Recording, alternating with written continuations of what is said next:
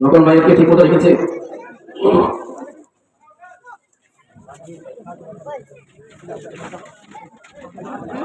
এখনই বাচ্চারা তাদের তাদের প্রদর্শনী কিভাবে জানাজার নামাজের সমস্ত কাজকর্ম পরিচালনা করতে হয়, কিভাবে একজন ইমাম নামাজ পড়াবে, এগুলো তারা দেখাবে ইনশাআল্লাহ।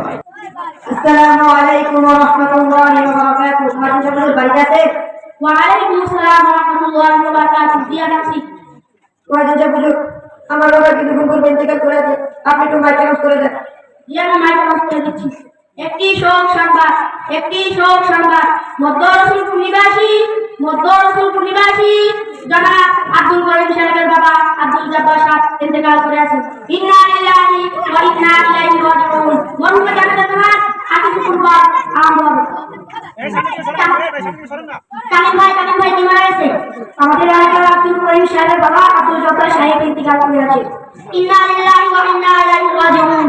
লোকটা তো খুব ভালো মানুষ ছিলেন, কাজ করতে রান্না করতে আসতো, যাই আমাদের সাথে কথা হতো। চলে আমাদের জানাজার আমাকে শহীদ করি। চলেন ভাই চলেন, তাড়াতাড়ি জানাজা করতে হবে।